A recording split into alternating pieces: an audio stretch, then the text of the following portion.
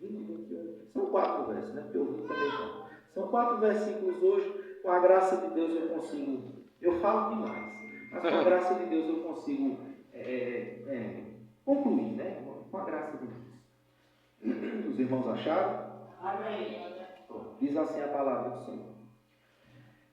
Se, pois, estáis mortos com Cristo para as tradições humanas e a falsa religiosidade deste mundo, por que vos sujeitais ainda a tais ordenanças como se pertencesseis a este sistema de valores? Não mais obedeçam a regras como estas. Aí Paulo vai citar. Não toques, não proves, não manuseis. Todas essas regras estão destinadas a desaparecer pelo uso, pois elas se baseiam em ordenanças e ensinos meramente humanos. Esses regulamentos têm, de fato, aparência de sabedoria, com a sua pretensa ou suposta religiosidade, falsa humildade e rígida disciplina para com o corpo, mas não tem valor algum para refrear as paixões da carne. Amém? Meus amados, Paulo escreve à igreja de Colossos. Quem funda, quem instala, quem abre a igreja de Colossos não foi Paulo. Quem abriu foi um discípulo de Paulo. O nome dele é Epáfras. Epáfras, ele funda essa igreja, mas antes dele fundar a igreja, ele foi discípulo do apóstolo Paulo. Por que eu estou começando a falar isso? Porque é importante a gente entender. Existe o discipulador e existe o discipulado. Aquele que ensina e aquele que recebe o ensinamento. Obrigado. Deus abençoe. Aquele que ensina e aquele que recebe o ensinamento, que aprende. Eu estou falando isso porque Epáfras, ele foi discípulo de Paulo. E enquanto Paulo ainda estava vivo, Epáfras fundou uma igreja. E se tem alguém que fundou a igreja, também foi Paulo. Paulo era fundador de igreja. Por que é que você está falando isso? Eu vou lhe explicar. Porque é importante a gente entender que o discípulo, ele não precisa esperar algo acontecer para fazer obras semelhantes ou até maiores daquele que o ensinou. E eu estou falando isso por quê? Vocês todos são ovelhas. A ovelha precisa do pastor. Vocês têm pastor. Diga glória a Deus, igreja. Vocês têm pastor. Então, assim, e não é fácil. Eu já falei aqui, né? Que ser pastor não é fácil, não. Mas você é diácono. Sou diácono, mas eu leio a Bíblia. Eu sei que não é fácil ser pastor. E da outra vez que eu vim, não sei se foi da outra vez ou da outra. Enfim, uma das vezes que eu vim, eu já disse que alguém com a sanidade mental não quer ser pastor. E hoje em dia a gente vê gente brigando para ser pastor. Por quê? Por quê? Porque não entendeu. Não entendeu. Eu tive a oportunidade de conversar com o pastor José. Na primeira vez, acho que o senhor lembra, o pastor deve lembrar também. A primeira vez que eu vim aqui na igreja, ele me contou um pouquinho da história da igreja. E ele disse como fundou, ele me disse. E ele resistiu no começo, não foi o pastor. Ele não queria fazer. Por quê? Porque quem é que quer arrumar trabalho para si próprio, cuidando dos outros? Ninguém é doido, não, minha gente. Não, ninguém é doido, não. Olha, pegue nesse arado aqui, o pastor. Aí Deus faz. Deus foi lá e disse assim: tu não o quê? Ele contou para mim, eu lembro disso. E aí, tá ele e vocês aqui hoje. Por quê? Porque era propósito de Deus. O homem não quer. nós não queremos não fazer as coisas que Deus não quer nada, porque Deus diz assim, aquele que quiser me seguir, primeiro, negue a si mesmo. Eita glória. Segundo, tome a sua cruz. Cruz, no grego, a tradução significa estaca de execução. Quem é que quer morrer numa cruz? Ninguém quer. Aí, isso é o evangelho. E depois que você morrer para a sua própria vontade, para as coisas do mundo, venha após mim. Eita glória a Deus. Isso é o evangelho. Ninguém quer fazer isso. Imagine, enquanto faz essas coisas, ainda ter que lidar com o problema dos outros. Porque a função do pastor é simples.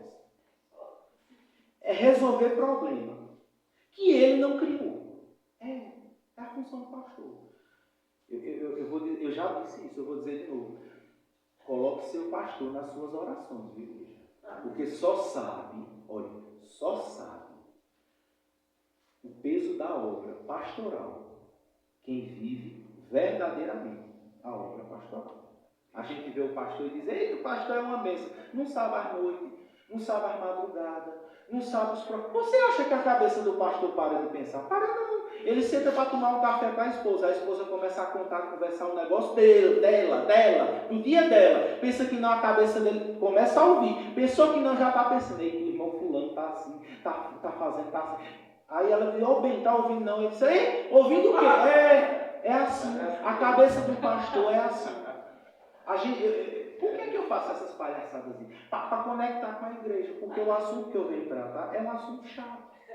Porque é um assunto... Tá louco? Pois é, e não é louco. É porque sabe pensar. Olha, pastor, eu não sou pastor, não. Mas a minha cabeça... Oh, Jesus. Não, vamos. Aí, olha, é difícil, irmão. É difícil. Então, eu sei que vocês oram pelo seu pastor. Mas ore mais. Ore mais. Nós somos carentes de oração. Quem faz a obra é carente de oração. É carente de oração. Então, assim, vocês têm pastor. E por que eu estou falando isso? Porque aquilo que ele ensina, vocês devem praticar. E não espere, oh Deus, não espere acontecer um negócio. Não, eu estou esperando Deus falar. Ô filho, todo culto Deus fala. Todo culto Deus fala. Fala no louvor, fala na palavra. Agora sim, discute e peça discernimento a Deus. Para saber se foi ele mesmo que falou. Porque do mesmo jeito que o certo, né? Em todo culto é para Deus falar. Tem muita gente também dizendo assim, diz o Senhor, e o Senhor lá de cima cruzando o braço e dizendo, quem? Quem disse? Eu não falei nada. A gente precisa pedir discernimento a Deus. A gente precisa pedir discernimento a Deus. É por isso que eu amo a Bíblia, irmão. Porque a Bíblia, ela ensina. Paulo foi pregar em Bereia. Eu falei isso aqui, eu acho, da outra vez. Ele foi pregar lá em Bereia. Foi o apóstolo Paulo, viu? Um homem de Deus. Todo mundo recebeu a palavra. Oh, glória a Deus. Mas quando terminaram a pregação, foram para casa. Pegaram as escrituras e foram conferir se o que aquele homem tinha falado estava na Bíblia. Aí a Bíblia descreve esse povo como nobres. Porque ao meu e ao seu olho, nobreza tem a ver com dinheiro. O bairro nobre, tem nada a ver isso não na Bíblia. A nobreza é quem tem o cuidado de ouvir, guardar, lembrar e conferir se foi Deus mesmo que falou. Isso é nobreza diante de Deus. E aí, Epáfras, ele funda a igreja e a igreja começa a passar por dificuldades. Quanta dificuldade a igreja passa. Sabe qual é o problema da igreja? Isso é o problema das igrejas. Todas, isso é todas. Isso é tudo. É a placa. Não, é todas. O problema da igreja é o povo. É o povo. Porque eu e você somos seres humanos. Seres humanos. E a gente está muito... não é que a gente não é perfeito. A gente está muito longe de ser perfeito. E aí, quando a gente não entende o que é o Evangelho, a gente mesmo gera problema dentro da igreja. Irmão. A igreja tal é uma bênção. Vá, congregue lá e passe um ano só lá dentro para você ver os problemas que tem. Não, a igreja aqui não tem problema. Não tem. Congrega aqui dentro para você. Todas as igrejas têm, mas o problema da igreja não é a estrutura, não é a lâmpada. Não, o problema da igreja são as pessoas. É por isso que o apóstolo Paulo entende. Ele vai dizendo assim, suportai-vos uns aos outros. Oh, Deus poderoso. É fácil suportar? É não. É não. Só que ele está falando aqui no relacionamento. Só que você se relaciona dentro da igreja. Você se relaciona fora da igreja. Você se relaciona em todo canto. A questão é, seja cheio do Espírito Santo para viver qualquer relacionamento que você tenha na sua vida. Porque, do contrário, você vai viver feito eu. Antigamente, né? Se eu não explico isso, está errado, né? Antigamente eu só desonrava a Deus no meu relacionamento. Eu era explosivo. Minha mãe, a mulher que me botou no mundo. E foi parte normal, porque doeu, viu? Olha, a minha mãe, ela não queria me pedir as coisas. Por quê? Por causa da minha reação. Eu não queria fazer nada para ninguém, mas eu queria que as pessoas fizessem coisas para mim. Isso aí é ser humano. Isso é ser humano. Aí começou os problemas dentro da igreja. Aí Epáfras escreve para Paulo. Só que Paulo era um homem de Deus. Porque Paulo, quando ele escreve essa carta aos Colossenses, ele está enfrentando um dos piores momentos do seu ministério. Eu acho que a segunda ou a terceira prisão dele. Ele estava preso. Ele estava preso. E aí a gente entra num assunto. Eu vou só dar uma passada, eu não vou entrar muito profundo, não, senão sai daqui do foco. Ele preso e servindo a Deus. Oh, glória! Você entende o que é um homem de Deus, o que é uma mulher de Deus? Que não importa se está dentro de casa, não importa se ela está caminhando na rua, não importa se ele está dentro da igreja, não importa se ele está no trabalho, na escola, no fórum, no tribunal, onde ele estiver, ele é cheio do Espírito Santo, ele quer ser. Isso é um homem cheio do Espírito Santo. Isso pode ser uma mulher cheia do Espírito Santo. Aí ele está preso. Aí Epáfras escreve a carta, porque naquele tempo era assim. Escrevia a carta, aí chegava a carta, e eu imagino Paulo lendo. Mas rapaz, a igreja estava indo tão bem. E agora já está com essas coisas. Aí o Espírito Santo vem e lembra. Porque a gente é assim, viu? A gente aponta o erro, porque a gente não tem erro. A gente não. Os outros têm, a gente não tem não. Aí a gente aponta o erro. Aí de vez em quando é necessário. Aí o Espírito Santo vem assim e diz assim, realmente, fulano está errando. Mas tu lembra de tu? Eita, quando Jesus faz isso comigo direto. Tem hora que eu olho, porque eu olho, eu enxergo as coisas erradas. Eu mostro, a gente enxerga. Aí eu digo assim, mas Deus, isso aí está tão errado. Como é que faz se eu não consigo resolver? Para que o senhor está mostrando? É para me endoidar? Não pode ser. Aí também diz assim, é para você aprender, perfume de Cristo. É para você aprender, porque um dia vai ser útil para você. Mas quando é esse dia? Não, aí é outra história. Vai chegar um momento, porque as coisas que você e eu vemos erradas, não é porque Deus é fofoqueiro, não. É porque Ele quer que você veja e aprenda com essas coisas. Oh, Jesus Cristo. E aí ele faz questão, Jesus faz questão, de vir pertinho e dizer assim, por que é que tu está olhando a coisa errada? E tu está apontando como se tu fosse perfeito. Tu não lembra que tu fazia pior? Eita! Aí é uma lapada que Jesus dá. E eu louvo a Deus por isso, porque a gente é um ser terrível.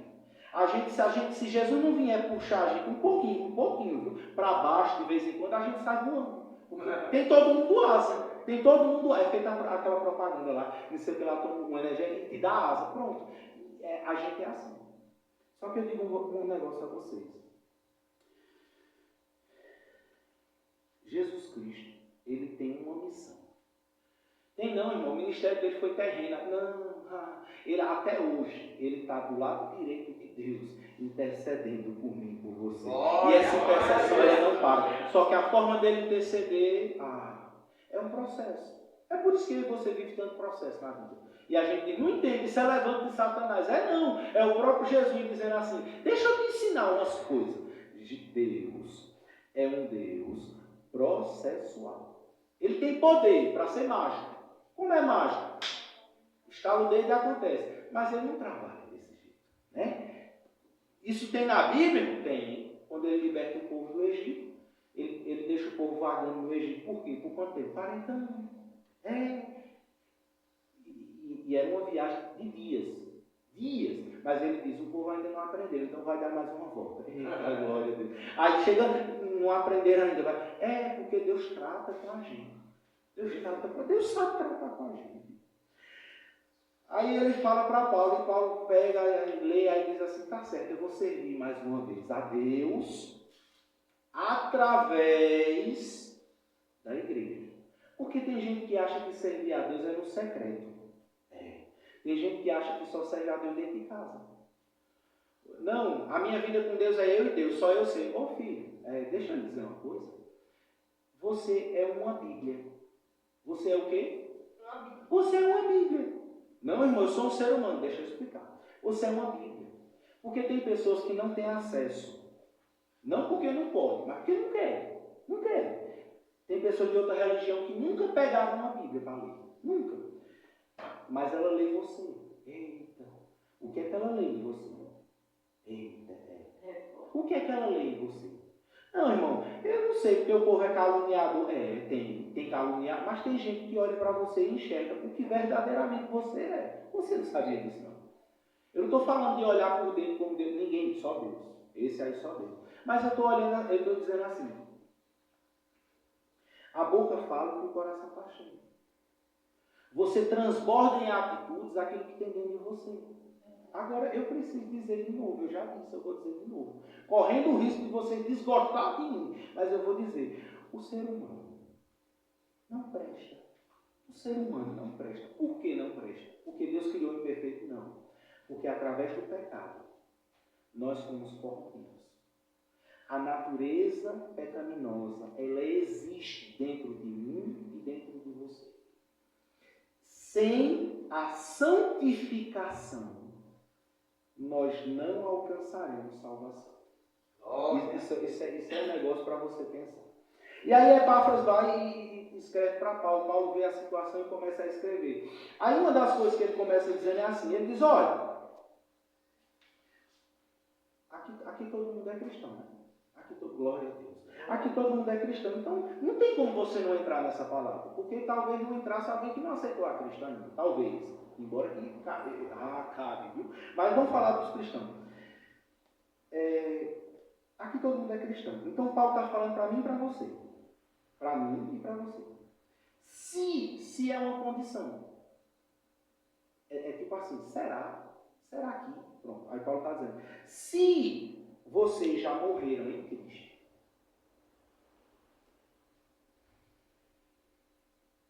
para as tradições humanas, isso é o verso 20, para as tradições humanas e a falsa religiosidade desse mundo. Eu quero explicar um negócio aqui para os amados da igreja. Eu tenho vivido uns dias de como é que eu posso dizer isso? De reflexão. Eu tenho lido a Bíblia. Não como eu deveria, mas eu chego lá em nome de Jesus. Eu tenho lido a Bíblia, irmão, e eu tenho buscado entender o que eu li. E uma das coisas que eu me perguntei quando eu estava lendo a Bíblia, lendo esse texto, foi o seguinte: será que eu já morri de verdade em Cristo? Meu irmão, o que é a morte em Cristo? A Bíblia fala sobre o batismo nas águas. Mas, além do batismo, porque o batismo é um dia. Todo mundo aqui lembra do dia que batizou nas águas. Glória a Deus. Mas, e de lá para cá? Você tem permanecido morto em Cristo. Porque morrer para Cristo é morrer para as coisas do mundo.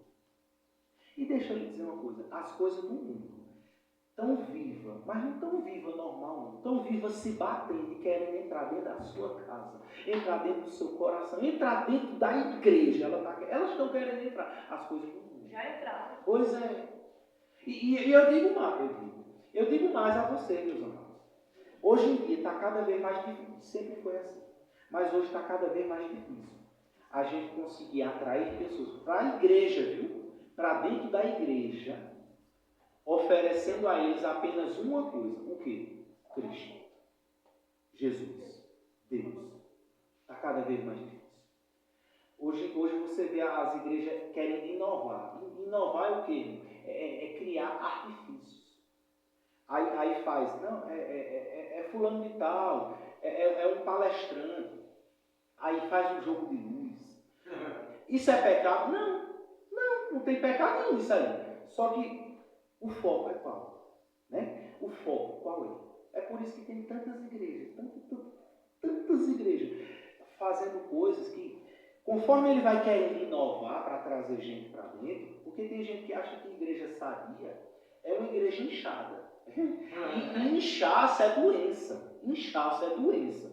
Crescimento é com qualidade de pessoas. Viu? E aí, tantas igrejas querem fazer tantas coisas, pensando e criando tantos meios de trazer pessoas. E cada vez que surge uma ideia nova, se você pare para observar se eu estou falando besteira, essa ideia é um pouco mais distante da palavra. Cada ideia que vem nova é um pouco mais distante da palavra. Um pouco mais distante da palavra. Um pouco mais distante. É por isso que hoje tem igreja inclusiva. Mas, irmão, se você parar para pensar, a igreja primitiva, a primeira igreja,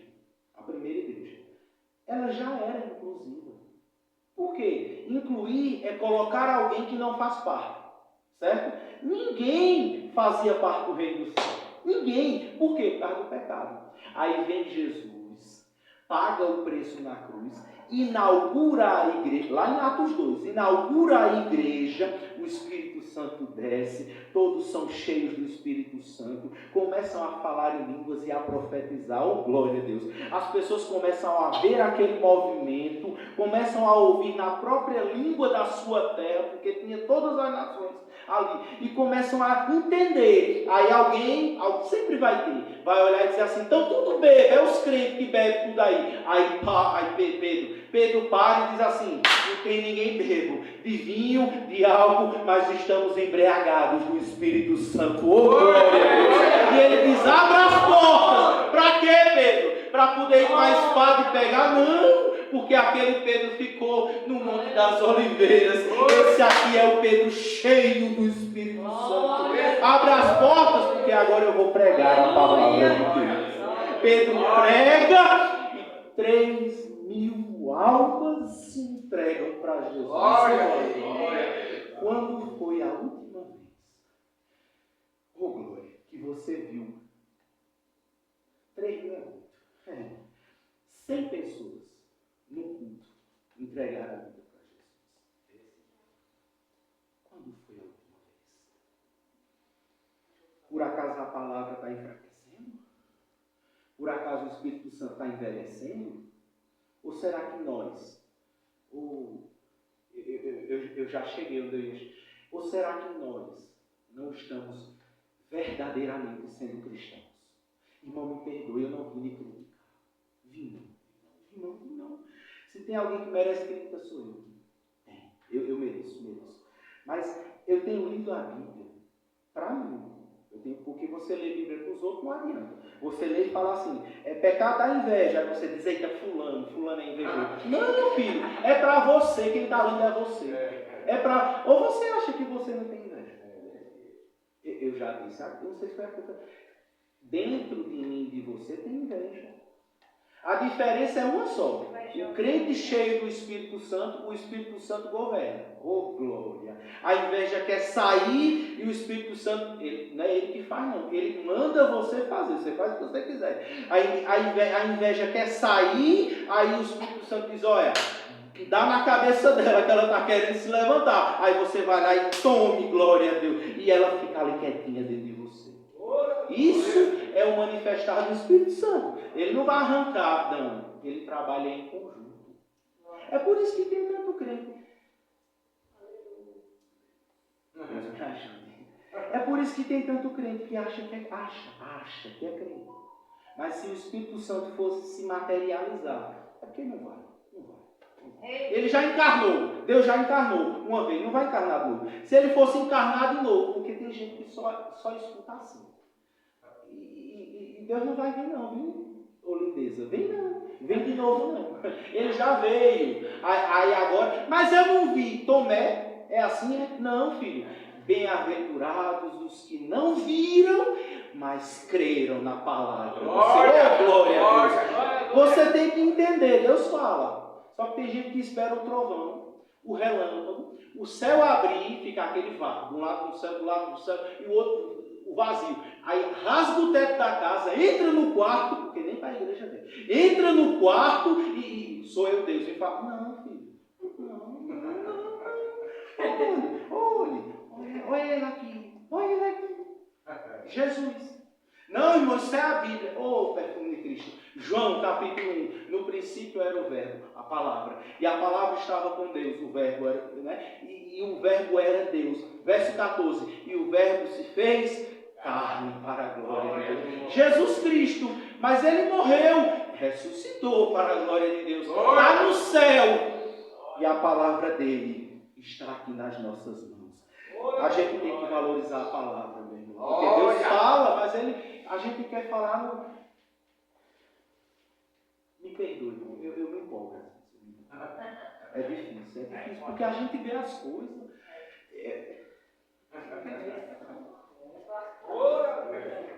Desenrola o rosto todo. Jeremias.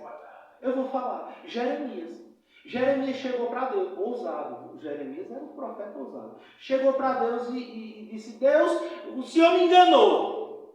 Eita, foi Deus, né? Eu falo e o povo não escuta, não acredita, não converte, e ninguém converteu. Aí Jeremias, dentro da sua raiva, da sua crise, todos nós temos crise. Aí ele diz, eu não vou mais pregar essa palavra. No mesmo texto, no mesmo versículo, ele volta atrás e diz assim, como eu não vou pregar se a palavra queima dentro de mim? Eu vejo isso na minha vida, porque tem coisa que ninguém quer não, irmão, falar do pecado. Ninguém quer não, porque ninguém quer ouvir pecado. Eita, eu passei por um, Eu fui numa igreja, eu preguei numa igreja. E na pregação eu falei do pecado. Eita, eu fiz isso. Eu tive coragem. Eu falei do pecado. Meu filho,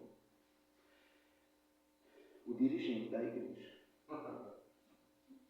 disse que se eu continuasse pregando desse jeito,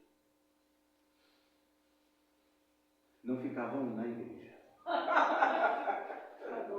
Glória a Deus. E ele disse mais, parou aí não. Ele disse assim, e você não recebe convite mais para lugar nenhum. Aí eu estava em paz. Eu cheguei em paz no culto. Olha, foi uma paz sobrenatural. Eu cheguei em paz no culto, na hora da pregação, Deus usou. Aí quando terminou, mas usou na palavra, não foi no Retefly não, viu? Usou na palavra. Aí quando terminou, veio esse levante, né? O povo tudo assim, olha para cá. Eu digo, Jesus, o Senhor é bom. Eu nem preocupei, irmão, porque eu estava em paz com Deus. Porque eu sei quando Ele fala. E aí, no final de tudo, eu disse, se for da vontade de Deus, irmão, foi uma pregação minha. Eu vou fazer o quê? Eu vou falar o que o Senhor quer ouvir. Eu vou falar o que... Você acha que eu não sei o que é que... eu sei. Eu sei que você quer ouvir, meu amado, eu sei. Tem gente aqui que quer ouvir que a porta do emprego não vai abrir não, já abriu. Tem gente aqui que quer ouvir, seu celular vai tocar. Filho, eu sei que quer, eu sei. Meu filho está e quer... Perfume, olha, deixa eu dizer uma coisa. Eu falo que a palavra manda. Porque se eu vier aqui falar o que você quer ouvir, eu sou um animador de plateia. E eu não sou isso não, irmão. Você não entende que eu não queria sair da minha casa para vir confrontar você. Não queria. Mas as palavras queimam nos ossos. Aí eu não fico com ela. Eu aplico na minha vida e transmito para os irmãos. Escuta quem quer. Recebe quem quer. Acredita quem quer e pratica quem quer. Mas eu lhe digo uma coisa nessa noite. Se você escutar, se você receber, se você crer e se você praticar, vai ter glória de Deus na sua vida. Primeiro, na transformação da sua pessoa. Depois transborda de um jeito que é família, é amigo, é patrão, é colega. É tudo que recebe da glória de Deus através de você. Isso é a palavra de Deus. Aí, eu me perdi. Eu esqueço as coisas às vezes. Aí, falando aqui, né? Tem gente que acha que Deus só fala através do... Não, Deus fala na palavra, a gente não valoriza. Eu tenho lido a Bíblia e eu tenho me perguntado, Deus, será que eu te amo? Oh, Deus. A gente ora, irmão, a gente ora. A gente ora. E a gente diz assim, Jesus, eu te amo. Ou você não fala isso? Eu falo. Só que aí eu vou lhe perguntar. Jesus sabe se você ama ele, sim ou não? Sabe.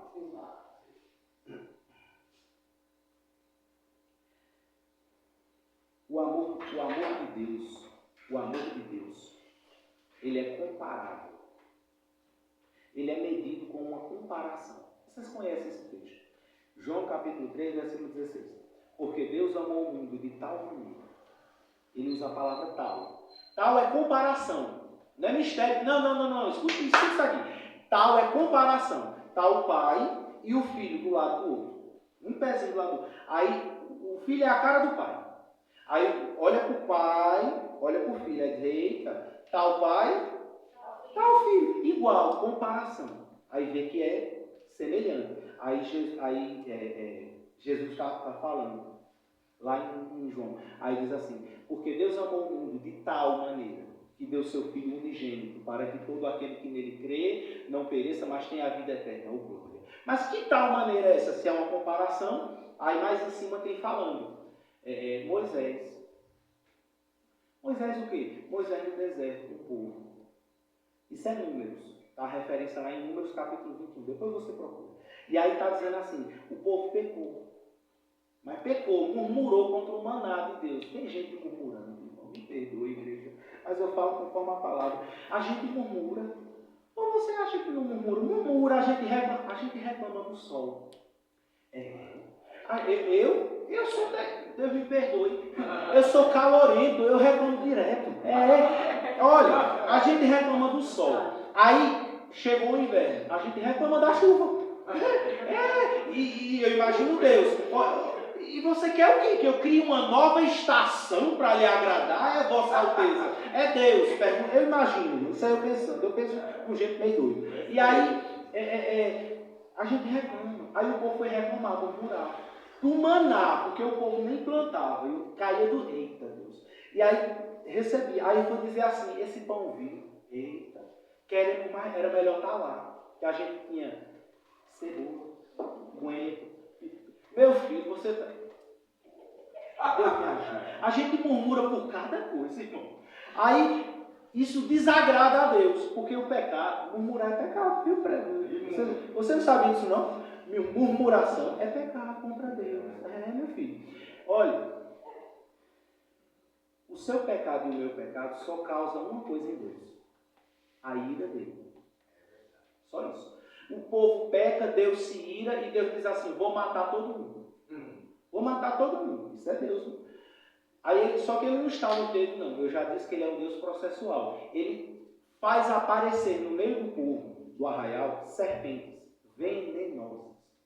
Mas não é aquelas cobras corre campo, não. Não tem nem veneno, não, meu filho. É cobra que picou você. 5 para 10 minutos você morre. É dessas cobras. Aí o povo começa a morrer. Porque tem consequência, filho. O pecado tem consequência. Aí o povo que está vivo, né, vê a morte, aí diz, eita, vamos morrer. Aí com medo da morte leva o povo até Moisés. Aí diz, Moisés, olha agora, Jesus Cristo. Moisés, intercede por nós. Intercede por nós. Porque o povo está comigo, nós vamos morrer também. Aí Moisés ora, intercedendo pelo povo. Aí Deus diz assim, tá certo, eu vou dar mais uma chance. Oh, glória a Deus. Esse é o caráter de Deus, irmão. Nós não temos esse caráter, nós precisamos ter esse caráter de Deus, de perdoar. Oh, glória. Aí ele diz, eu vou dar mais uma chance. Moisés, tu constrói uma serpente de bronze. E pendura ela numa haste. Uma haste é tipo uma cruz. Coloca ela pendurada na haste no meio do arraial. É tipo uma cidade. Naquele tempo era tudo tempo. Não era cidade, era um arraial chamado. Mas era como se fosse uma cidade. Bota no meio da cidade ali do arraial. Quando alguém for picado, ele solta o que estiver fazendo. Corra, chegue pertinho ali nos pés da haste, olhe para a serpente e ele vai viver. Ele vai ser curado. Ô irmão, mas isso não é idolatria? Não, filho. Deus sabe trabalhar, meus amados. Ele estava mostrando ali que todas as vezes que você pecar, você vai correr para os pés da haste, que é uma cruz. Deus já estava mostrando as coisas. Vai correr para os pés da cruz, vai olhar para a serpente. A serpente significava, porque as coisas têm significado. Significava o quê? A lembrança do seu pecado. Porque a serpente não é a causa da morte, a serpente não é a consequência da murmuração. Quando olhava para a serpente, lembrava, dizia, está aqui porque eu murmurei. Aí olhava e era curado. Só que aí o arraial era grande, 3 milhões de pessoas. Era muito maior, era 18 vezes maior do que Garanhuns. Imagine a haste pendurada ali, ó, no centro da cidade, na Dom José, onde tem a cabinezinha dos guardas, que agora não tem mais, né? Imagina ela ali. E você mora... Coab 2. Não, vou botar mais longe. Lá no Massaranduba. Pronto. Você é picado lá. Lá não tinha carro, não tinha moto, não tinha nada. Era a pé. Dá tempo você chegar lá? Não dá. Aí o povo continuava morrendo, porque estava longe do ponto de salvação. Oh, Deus poderoso. Aí eles entenderam e disseram, a partir de agora eu não vou me afastar desse lugar, desse ambiente. Eu vou mudar a minha tenda para perto desta haste, que é uma cruz. E quando acontecia alguma coisa, ele já estava pertinho, era mais fácil chegar. O que era que Deus estava dizendo? Um dia eu vou pendurar o meu filho no madeiro, ser crucificado, para que todo aquele que olhar para ele, mas não é olhar e dizer, papai do Senhor, não, é olhar com o intuito de dizer, eu lembro que o Senhor está aí por causa do meu pecado, o Senhor não merecia, o Senhor não tinha pecado, eu que era para estar aí, eu lembro, isso é a lembrança, e todo aquele que olhar terá salvação para a glória de Deus. Isso é o que Deus estava fazendo lá atrás, em Números. Aí Jesus vai e cita lá em João. Aí isso é o amor de Deus. O povo peca, merece morrer, Deus até começa a matar um ou outro, começa. E aí alguém ora, e sempre vai ter alguém que vai orar, irmão. Em nome de Jesus, né? Alguém ora, quando alguém ora, Jesus escuta a oração. Porque isso é impressionante, porque até pelo motivo errado que você ora. Eita, meu Deus. Jesus ainda escuta a sua oração. Você sabia disso? Mas você sabe por que isso? É por causa do Espírito Santo. Você ora do jeito errado, a gente ora do jeito errado, pelo motivo errado. Aí o Espírito Santo pega, vou usar isso aqui como exemplo, pega a nossa oração na mão, é um exemplo. Aí vê, tá um monte de sujeira. Aí o Espírito Santo vai fazendo assim, tira um pouquinho de sujeira, oh glória a Deus. Tira mais um pouquinho de sujeira, tira daqui, limpa. Aí fica só um miolozinho da oração, onde não tem cura. O Espírito Santo tem trabalho com nós, irmão. Aí ele leva só esse miolozinho, sem aquele monte de sujeira, leva para o altar de Deus, lá em cima, o alto e sublime trono. Quando leva para ele, derrama assim, porque é assim que fala, a Bíblia fala, Apocalipse diz assim. Aí derrama assim, quando derrama nos pés, aí Deus olha e faz assim, ó. Eita glória, ele respira, porque a oração do justo, ela sobe como um aroma suave. Glória a Deus poderoso. Aí ele recebe a oração, não porque a gente merece, mas porque o Espírito Santo tem todo esse trabalho com a gente. Aí eu lendo a Bíblia, eu pergunto, eu digo, Deus, será que eu te amo? Porque que eu tenho medo do inferno, eu sei. Todo mundo tem. Ninguém quer ir para o inferno. Mas será que eu amo de verdade ao Senhor? Porque para a gente chegar a essa resposta, antes que você responda tão rapidamente, eu amo, não sei você, olha, antes de você chegar a essa resposta, você tem que fazer uma comparação. Uma comparação. E eu vou comparar com quem? Se cada um tem suas particularidades com Deus. Não, filho. Não vá por aí não, porque isso aí é Satanás que ele joga na sua cabeça. Ele joga na sua cabeça. Você tem que fazer uma comparação com pessoas que as obras comprovaram que amavam a Deus. Mas irmão, e quem? A Bíblia é cheia. A Bíblia é cheia. A Bíblia tem Paulo. Eu já falei de Paulo aqui. Paulo, além de fundar a igreja, além de trabalhar para o Senhor, servindo a igreja, porque a missão da igreja é servir. Servindo a igreja, morreu uma morte decapitada. Por quê? Porque ele não negou Jesus. Olhe para mim. Você, meu amado, você morreria uma morte, oh Deus, para não negar Jesus? Porque a gente nega Jesus por um copo de cerveja. Eu digo, eu falo, a gente nega Jesus por causa de uma tela do celular. Olha. A gente nega. Não, irmão, eu não nego minha fé. Ô filho, negar a fé hoje não é você dizer, olha, eu não conheço Jesus. Porque não tem hoje, irmão. Quem não conhece Jesus pode não ter compromisso com ele, mas já ouviu falar. Mas já ouviu, irmão. Pode ainda não acreditar, não ter ouvido um conto, não foi transformado, não morreu em Cristo. É outra coisa. Mas conhecer, assim, de ouvir. Então hoje em dia não é dizer eu não conheço, eu não andei com. Não. Negar Jesus hoje é quando você tem tempo. E a gente tem tempo. Não, irmão, minha vida é muito corrida. Oh, Jesus, liberta esse homem e essa mulher desse pensamento. A gente tem tempo. Tempo para quê? Para sentar em casa. Sentar na cadeira em casa. Abrir a Bíblia e ler a Bíblia. Mas a gente não faz. Fale por você, irmão. Não, filho. Eu estou falando por mim mesmo. Aí você analisa e vê se cabe em você. Se não couber, glória a Deus, a gente tem um querubim ungido no meio de nós. Né? Mas se couber, reflita. Porque a gente não lê a Bíblia todo dia. A gente não lê a Bíblia todo dia. Olha, não, irmão, eu leio. Lê. Você entende o que você lê. Eita, Jesus. Porque você fazer uma leitura devocional, oh Deus, eu vou falar, irmão. Olha, é terrível essa história de devocional, porque esse negócio de devocional é engana besta.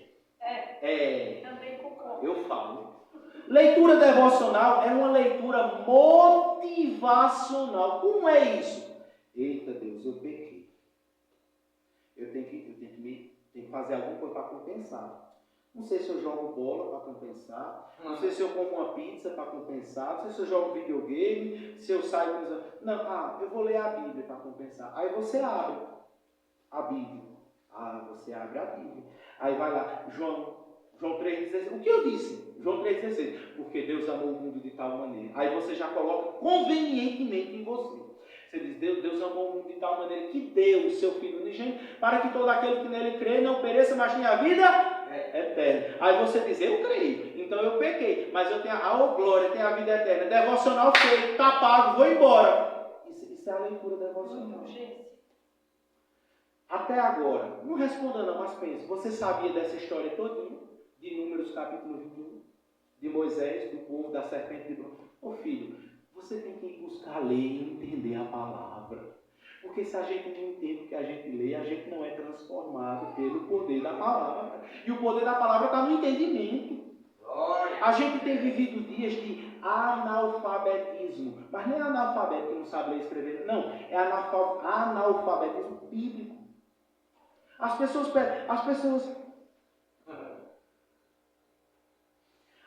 querem ler a Bíblia de uma maneira conveniente.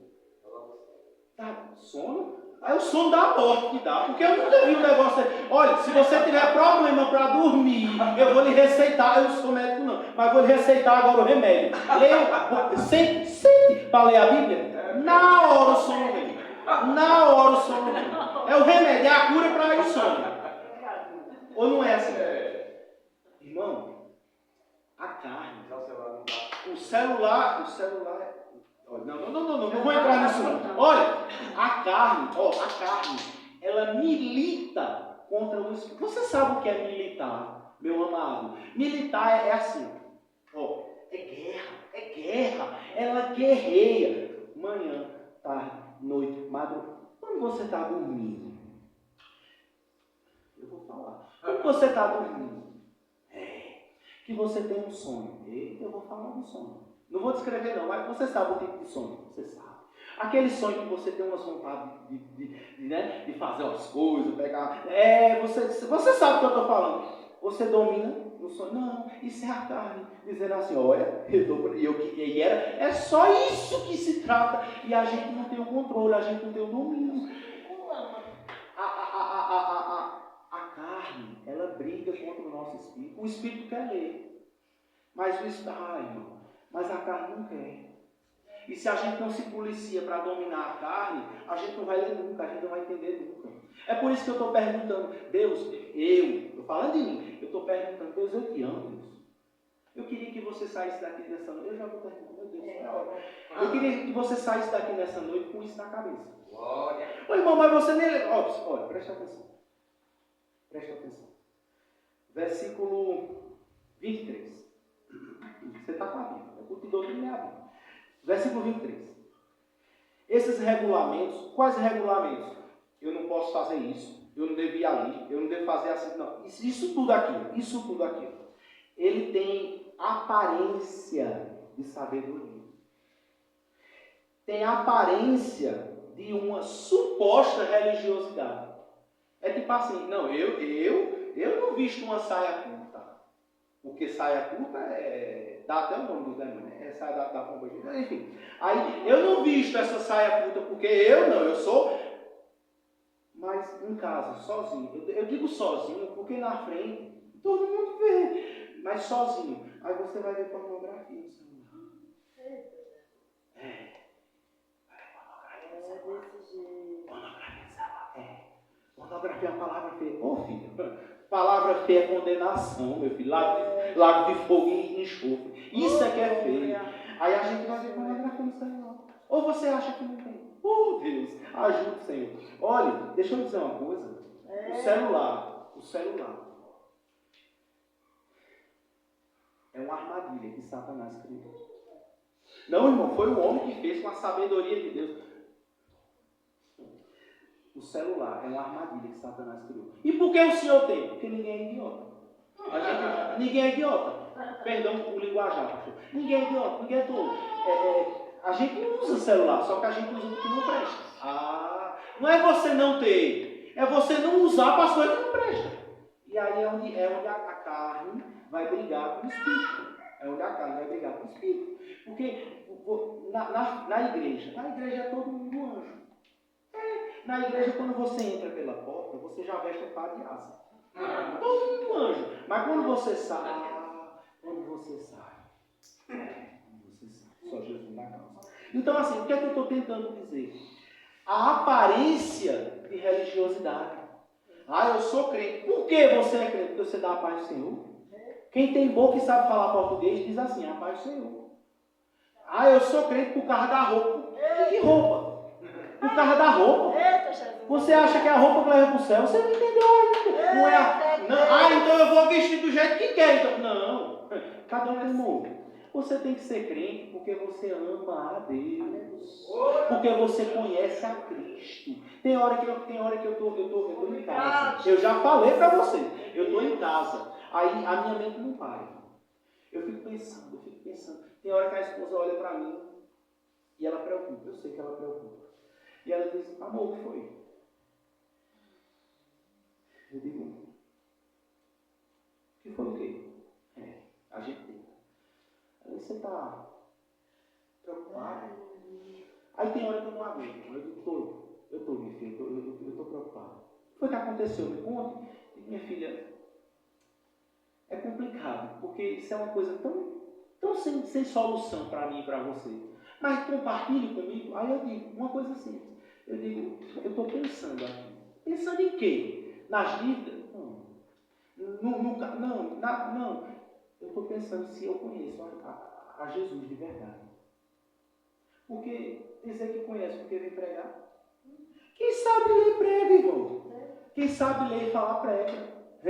Dizer que conhece porque veste um terno e vai para a igreja. Isso não é conhecer não, irmão. Dizer que conhece porque é diácono, é presbítero. O Evangelho de Jesus, ele tem um propósito. Não é 2. Não é 3. Não é nem 1,5. É 1. Qual é o propósito do Evangelho de Jesus? Conhecer a Cristo. Porque quando você conhece a Cristo, Você é transformado. Você é transformado. Você corre para as coisas do mundo. É as coisas do mundo querendo coisa do mundo que antes era por isso que você vivia, porque você só queria viver nessas coisas. Aí antes você não vivia sem, e agora você corre, você foge. Você foge. Agostinho de Hipona. Agostinho de Hipona, um chamou ele de Santo Agostinho. Não. Agostinho de Hipona. Agostinho de Hipona, ele era fornicador. O que é isso? Um ser humano que não é casado e pratica relação sexual. Pronto. Agora ele era um fornicador de primeira categoria. Eu estou falando isso na época de 1500, 1000 por aí. Presta atenção. Ele não podia ver uma mulher. Ele era desse jeito.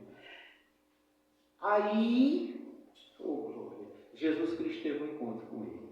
Diga glória a Deus. Quando encontrou com ele, mudou a vida do homem. Aí a mulher, a amante de outrora, a antiga amante dele. Eu digo amante não porque ele era casado, não. Mulher, amante, a paixão dele. Era uma mulher bela. Mas não era bela feita as mulheres que estão aqui hoje. Olha, me perdoe. Não era bela feita você, não. Era bela de um jeito que se você procurasse um defeito, você não achava. Se tivesse defeito, era na tripa, do lado de dentro, porque ninguém viu. Era uma mulher sem comparação. Era a paixão dele, a maior. Quando ele se converte, ele abandona. Escute, viu? Quando ele se converte, ele abandona. Oh, glória. Aí, ele andando pelas ruas de Roma. Isso era em Roma, viu? Que ele morava e ela também. Aí, ela vê ele de longe, ela sente falta. Aí, ela vai atrás. Na distância, como daqui, na porta. E ela vai gritando na rua, no meio da rua. Dizendo assim, Agostinho. E ele nem para trás olhava, ele continuava andando, glória a Deus. E ele andando, e depois de muito ele andar, e ela gritar, e ele não responder, ela incomodou as ruas, as pessoas todinha de Roma. Agostinho. E o povo já estava doido de tacar pedra nela. E ele para na distância, viu? Ele não se aproxima não, ele para na distância, olha para trás. Aí ela diz, eita, ele olhou, sou eu, Agostinho. Aí ele responde de longe, eu sei muito bem quem você é, mas eu não sou o mesmo Agostinho. Ele vira para frente e segue sua empeleitada e o nome de Jesus é glorificado. Porque isso é transformação. Isso é transformação. Eu e você servimos a... Você se considera um servo de Deus? Porque a gente, para se considerar servo, a gente tem que olhar alguém que serve. Porque é o exemplo. O mundo não merece, não mereceu, não merece e não merecerá pessoas, grandes homens de Deus, como Agostinho de Hipona foi, como Jerônimo de Brito foi, como Jonathan Edwards foi. Quem é esse monte de povo aí que você está falando? Não conheço. Depois você olha no mundo. Agora olha isso mesmo. Olha outras coisas. Pesquisa esse nome para você ver quem foi.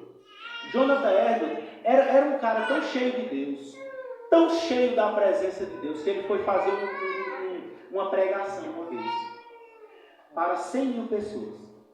100.000 pessoas. No meio da pregação, ele disse assim, o espírito da morte está passando por esse lugar. Caiu um homem morto. Depois, continuou a pregação. Ele disse, novamente, o espírito da morte volta sobre esse lugar. Caiu outro morto. E aí, continua a pregação. E quase no fim da pregação, ele diz, o Senhor Jesus me revela que o espírito da morte volta mais uma vez a passar por esse lugar. Caiu outro morto. 3 pessoas morreram no meio da pregação. Ele termina a pregação e ele faz um apelo. 10.000 pessoas aceitam a Cristo como seu Salvador. Eu lhe pergunto, eu vou me comparar com esse homem? Esse homem passava metade da vida sobre os seus joelhos, orando. Esse homem orava por dia, o que eu e você dorme, ronca, baba por noite. Esse homem orava por dia, o que eu e você dorme por noite. Aí você quer dizer que eu sou cristão, porque eu estou aqui pregando no conforto da minha... Eu sou cristão, tá? De quem? Irmãos, eu não estou querendo desanimar vocês, não. Eu estou querendo que vocês reflitam. Porque essa história de que no céu não tem desigualdade, isso é falando sobre salvação. Isso é soteriologia, salvação. Não tem menos justificado, nem mais, todos são justificados por igual diante de Deus. Mas no céu, o céu é um reino. O reino, ele tem o rei, ele tem os conselheiros do rei, ele tem os soldados da guarda real, ele tem os porteiros, ele tem hierarquia. Ou você nunca parou para pensar isso na Bíblia? Por que é que a Bíblia descreve o rei, o céu como reino? É um reino, tem hierarquia. E para eu ser um guarda, e para eu ser um porteiro, isso é um exemplo, viu? E para eu ser não sei, plebeu, as obras. Não é as obras para salvação, é as obras para galardão. Ou a Bíblia não fala de galardão, pelo amor de Deus? Fala, meu amado. Só que a gente não entende, e por não entender, a gente se preocupa com o feijãozinho com arroz. E mesmo assim nem isso. Aí a gente não se preocupa com as coisas. Mas Deus me trouxe aqui nesse lugar para lhe fazer a pergunta: você ama verdadeiramente a Jesus Cristo? Será que você ama? Porque as obras falam muito sobre o amor. Ou você acha que amor é um sentimento? Não. Amor por Deus. O Espírito Santo me ajude. Não dá tempo. Outro dia eu falo sobre o amor. O que é o amor? Quem amou primeiro? O homem ou Deus? Deus. Quem criou o amor? O homem ou Deus? Deus. Eu e você, a gente distorce o que é o amor. Distorce. A gente tem uma capacidade de distorcer, de destruir as coisas que Deus criou. Mas o verdadeiro amor, ele é uma decisão. Não, irmão, é um sentimento. Ou perfume de Cristo. Se o amor fosse um sentimento, você acha que Deus sente o quê? Quando olha de lá para cá e vê o meu e o seu pecado. Ele sente ira, filho. Quem é que ama irado? Ninguém ama irado. Só que Deus tem um caráter imutável. O que é isso? É um caráter que não muda. E lá atrás, na eternidade, ele tomou uma decisão. Que decisão foi essa? Eu vou amar o mundo de tal maneira que darei meu único filho, para que todo aquele que nele crê não pereça, mas tenha a vida eterna. Isso é uma decisão. O amor é uma decisão. Você ama verdadeiramente a Cristo?